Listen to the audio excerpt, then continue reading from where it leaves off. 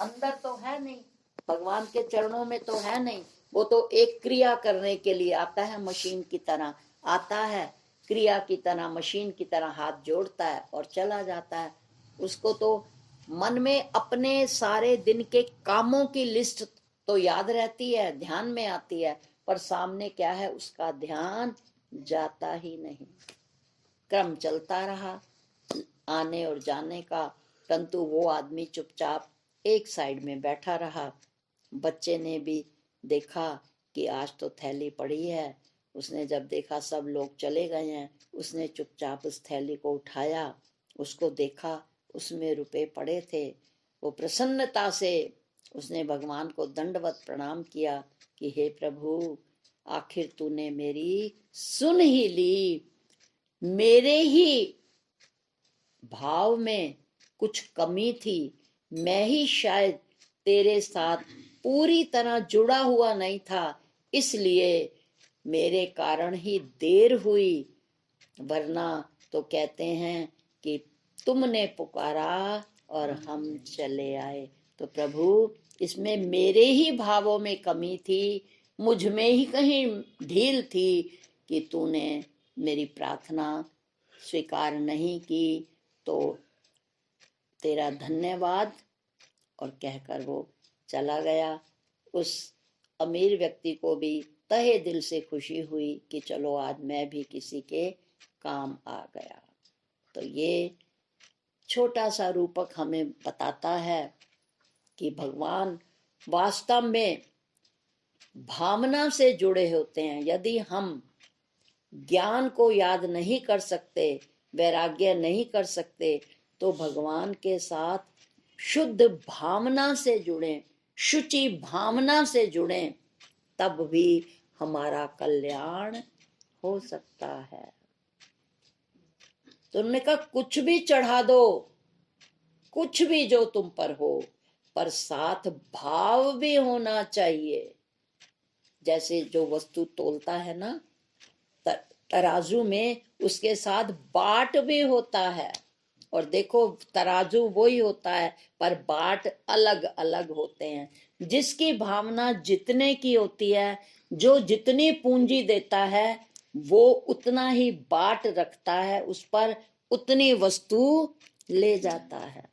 जिसकी पुण्य पूंजी ज्यादा है, जिसने ढेर सारी पूंजी लेनी, उसमें वस्तु लेनी है, आलू लेने हैं या कुछ भी लेनी है पदार्थ, तो उसके पास जितनी पूंजी होती है वो उतना बाट, भाव रूपी बाट रखता है, और दूसरे तराजू में उतनी ही वस्तु वो लेकर जाता है। ठीक इसी प्रकार एक हृदय में उस प्रभु के प्रति जितनी भावना की तीव्रता होती है, उतनी ही शुद्ध भावना का फल भगवान उसी अनुरूप हमें देते हैं। तो उन्होंने कहा लेता हूं शुचिवान का मैं भक्ति का उपहार। तो कहते हैं कोई बात नहीं, तुम मेरे से ज्ञान का उपहार नहीं ले पाए, कोई बात नहीं, हम दूसरा रास्ता चलते हैं, तू मुझे भक्ति का ही उपहार दे दे। यहां उन्होंने एक शब्द और जोड़ा, शुचि मैंने पवित्रता, पवित्र हृदय के साथ, कामनाओं भरे हृदय के साथ मेरे पास मत आओ, मुझे ये दे दो, मेरी ये इच्छा पूरी कर दो। वो बिल्कुल हृदय में क्या होना चाहिए, केवल केवल एक पवित्र भाव होना चाहिए, उसकी सुनता हूं मैं। यहाँ ना कोई जाति है, न शरीर है, न कुछ है, मैं केवल महत्व देता हूं तो केवल भाव को महत्व देता हूं। भगवान राम 14 वर्ष के बाद अयोध्या लौटे हैं, सभी माताओं से मिल रहे हैं, सारे कार्य व्यापार करने के बाद, क्योंकि अपनी माँ तो अपनी माँ होती है। कौशल्या माँ आती है, लाड करती है और कहती है कि पुत्र, मैं तेरे कुछ वन के कुछ अनुभव सुनना चाहती हूँ। तुमने क्या क्या किया, तुम्हें कौन कौन से संत मिले, तुमने कैसे कैसे राक्षसों को मारा। और भगवान सब कुछ अपनी माँ को बता रहे हैं। फिर माँ ने कहा, एक प्रश्न मैं तेरे से राम और पूछती हूँ। उन्होंने कहा, क्या? वो कहते हैं कि बड़ा सुना है कि तूने शबरी के बेर खाए, शबरी के बेर खाए, सब मुझे पता लगा, पर इतनी नीच जाति की वो भीलनी थी, तो तूने इतनी नीच जाति की भीलनी के बेर कैसे, उसके झूठे बेर तूने कैसे स्वीकार कर लिए? उन्होंने यही कहा, माँ आप भी मेरे प्रश्नों का उत्तर देना। बोली, क्या? कहने लगे कि आप ये सब जानते हो कि भगवान प्रेम के भूखे होते हैं। कहा ना, सबसे ऊंची प्रेम सगाई, प्रेम करो रे भाई, प्रेम के वश अर्जुन रथ हाँ क्यों, छोड़ दीनी ठकुराई,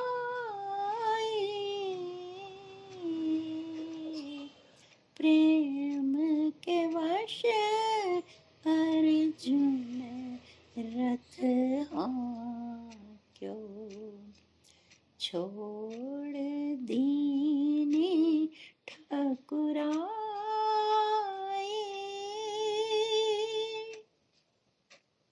सबसे ऊंची प्रेम सगाई, प्रेम करो रे भाई। सगाई का मतलब अगेजमेंट नहीं है। प्रेम के वश आप सबको अपना सगा कर लेते हो, सबको अपना मित्र बना लेते हो। इसलिए सबसे ऊंची है प्रेमा भक्ति। रामकृष्ण परमहंस जी ने भी यही कहा था, शुष्क ज्ञान पटाखे वाले अनार की तरह है, जो अग्नि लगने पर थोड़ी देर फटता है, छोटी छोटी चिंगारियां छोड़ जाता है और फिर बाद में राख हो जाता है। तो शुष्क ज्ञान परिस्थिति में या हमारी मनोस्थिति के अनुसार काम आएगा, परंतु जो प्रेमा भक्ति है उसको के सूत्र पकड़ो। सूत्र मैंने रस्सी भी होता है, प्रेम की रस्सी पकड़ो और वो तुम्हें ऊंचा ले जाएगी। तो उन्होंने कहा, माँ उनका शरीर भील जाति में हुआ था, वो शरीर से भील जाति की थी, पर उनके जो मन के भाव थे, 70 साल उन्होंने मेरा इंतजार किया था। अपने गुरु मातंग ऋषि के आज्ञानुसार, कथनानुसार वो आएंगे। तू देखना, तेरी गुरु सेवा व्यर्थ नहीं जाएगी। एक दिन राम आएंगे। और 70 साल वो रोज पथ बुहारती थी और रोज बेर चुनकर लाती, फिर उन्हें चख चख कर देती कि उस समय मुझे समय ना मिले। मैं मीठे बेर अलग रखती जाती हूँ और जो दूसरे फीके या कुछ इस प्रकार के हैं वो उन्हें अलग रखती जाती। तो माँ, एक तो उनका अभ्यास बन गया था 70 साल का उन बेरों को चखने का, उन्हें पता ही नहीं लगा कि मैं किसको बेर दे रही हूँ। 70 साल उनका नित्य क्रम था उनको चखने की आदत हो गई थी। और वो उस आदत के पीछे क्या था कि मेरे राम कोई दागी या कोई फीका बेर ना खा लें, तो इसलिए वो हर बेर को चख कर देती थी। भाव का भूखा हूं मैं। उस भाव मनोभाव ने मुझे उनके बेर खाने पर विवश किया। मेरा उनकी उन्होंने मन से बेर दिए थे, तन से नहीं। और मैं तन का नहीं, तन तो मैंने ही दिया है। मैं तन का नहीं, मन के भावों का भोगता हूँ। तब माँ ने कहा, हाँ पुत्र, तूने बिल्कुल ठीक कहा। एक छोटी सी और रूपक है जो पहले भी प्रसंगवश एक बार बताया था। आइए एक बार फिर उसी रूपक की ओर चलते हैं। इसी प्रसंग से वो संबंधित है कि हजरत मूसा रोज एक जंगली पहाड़ी पर जाया करते। नित्य प्रति वो वहां पर खुदा की इबादत में बैठते और उनसे जुड़ा करते थे। संयोग से उसी छोटी सी पहाड़ी के नीचे से वो गुजरा करता था एक छोटा सा नन्हा सा बालक, अपनी छोटी छोटी भेड़ों को लेकर के। और उसमें भी ना जाने कहीं से संस्कार आए थे। और वो भी कहता रहता कि मैं सारा दिन घूमता हूँ और मेरी माँ मुझे भूख लगेगी ये सोचकर रोज मुझे ये पोटली में रोटी और ये रूखा सूखा जो भी है शाक देती है। और मैं इन भेड़ों को पालता हूँ, चराता हूँ और संध्या होने पर घर चला जाता हूँ। हे भगवान, तू भी तो सारे संसार को चलाने का काम करता है। सारा दिन तू काम करता है, मैंने सुना है। तू भी तो हे ईश्वर थक जाता होगा ना। तुझे कौन रोटी बनाकर देता होगा? मेरी माँ ने मुझे रोटी बनाकर दी है। आ ना, 2 रोटी तू खा, 2 रोटी मैं खाऊं। फिर जब वो पुकारता रहता वो नहीं आता, तो वो कहते, अच्छा मेरी रोटी रूखी सूखी है, तू इसलिए नहीं खाता, मैं क्या करूं? जो भी मेरे माँ के पास होता है वो प्यार से मुझे बनाकर देती है। हे प्रभु, तू तो सबका खा लेता है, मेरा क्यों नहीं खाता? आना, किसी दिन मेरा भी तो भोजन स्वीकार कर। और फिर वो कहता कि मेरे भी बाल गंदे हो जाते हैं, मेरी माँ जो है पानी से मेरे बालों को धोती है, तो तेरे भी तो बाल गंदे हो जाते होंगे, तेरे घुंघराले बाल हैं तो तेरे भी बाल गंदे हो जाते होंगे। मेरी माँ तो पानी से धोती है ना, मैं भेड़ों का दूध निकाल करके तेरा सिर उससे धोऊंगा, साफ करूंगा। फिर इस पहाड़ी के नीचे जो नदी बहती है, फिर उसका पानी लाऊंगा अपने इस पानी पीने वाले बर्तन में, फिर तेरा सिर धोकर साफ किया करूंगा। मुझे भी तो सेवा का मौका देना। भक्ति भाव से वो रोज ये बातें कहता। और एक दिन हजरत मूसा को बड़ा गुस्सा आया कि बेवकूफ सा रोज मेरी इबादत में ये वो करता है, खलल डालता है।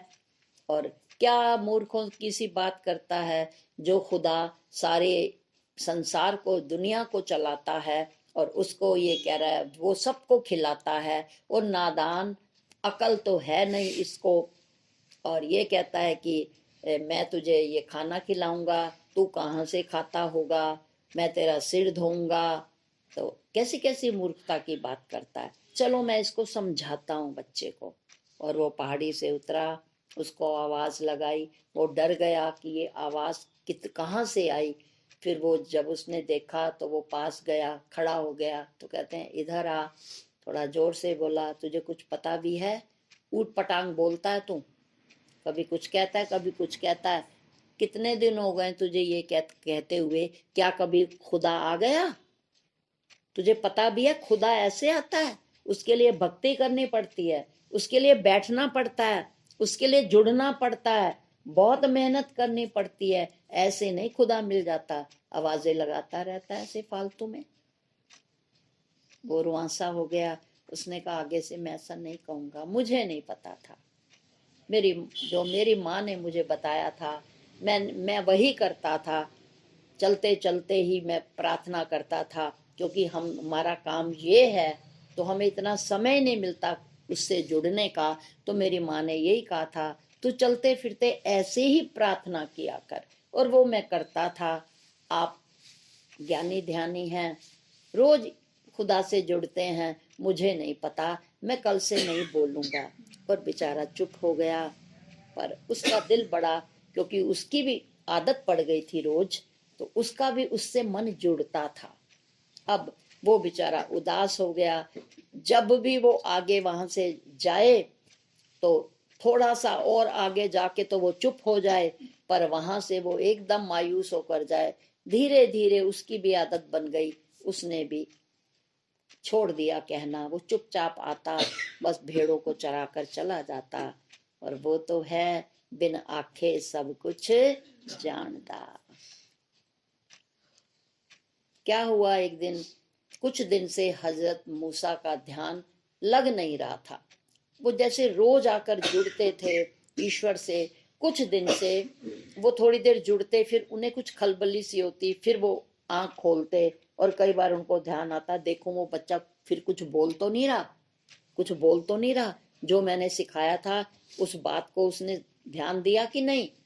तो देखता था नहीं, आवाज तो नहीं आ रही, तो उनका ध्यान टूट जाता था। तो कुछ दिन जब हुए, उन्हें भी महसूस हुआ कि पहले जो मैं शिद्दत से जुड़ा करता था, अब मेरा उतना जुड़ाव नहीं है। अब उनके भी पुराने संस्कार थे, तो उन्होंने कहा कहीं ना कहीं मेरी इबादत में कमी है, कि मेरा ध्यान अब उतना नहीं जुड़ता जितना शिद्दत से जुड़ना चाहिए था। उन्होंने फिर अपनी तार जोड़ी सच्चे दिल से, और फिर उन्होंने कहा खुदा मेरी गलती तो बता कहाँ हुई है। और वो बार बार एक दो दिन तक यही कहते रहे।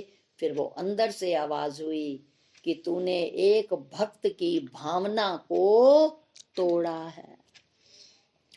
खुद तू मुझसे जुड़ना चाहता है, और जो सीधी सरल भक्ति के द्वारा अपने सिर्फ भावों से मुझसे जुड़ रहा है, वो विधि नहीं जानता, पर भाव तो उसके पास है।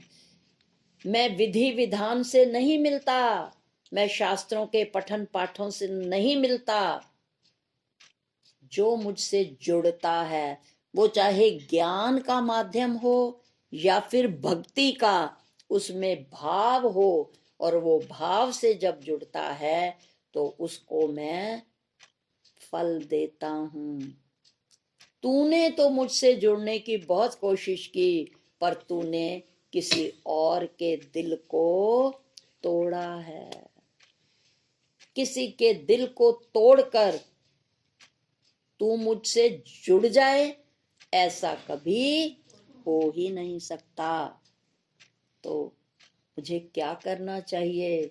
उन्होंने कहा अपने अहम को झुका, उस बच्चे से माफी मांग, उसको प्यार कर, और उसे कह तू ठीक था, मैं ही गलत था। क्योंकि जहां अहम होता है वहां मैं नहीं होता। अहम मेरा भोजन है। भगवान कहते हैं मैं क्या खाता हूं? मैं अहम खाता हूं। अपनी मैं मुझे दे दे। तभी भगवान ने कहा रखना मन मेरे। तो तुमने जो मैं किया कि मैं बहुत अच्छा जुड़ता हूं और वो ऐसे करता है, तेरा मैं बड़ा हुआ है। जब हरि था तब मैं नहीं, अब हरि है मैं नाही। या तो मैं होगी या फिर हरि होगा। तो तूने अपने मैं को बड़ा किया, और जो मुझे वो भक्ति भाव से बुला रहा था, तूने उसका दिल तोड़ा है। तो जो तोड़ेगा वो मेरे साथ कैसे जुड़ सकेगा? तब अंतर आत्मा की आवाज सुन करके वो पहाड़ी से नीचे उतरा। उसने चारों तरफ देखा, बच्चा मिल नहीं रहा था, क्योंकि जब वो वहां से गुजर जाता था तो वो चुप हो जाता था। उन्होंने अनुमान लगाया कि इस समय वो यहाँ होता था। अब इसका मतलब है इतना टाइम हो गया है, मुझे चलना पड़ेगा, तो मुझे अवश्य ही वो आगे मिल जाएगा। और मन मन में अपराध बोध लिए हुए हजरत मूसा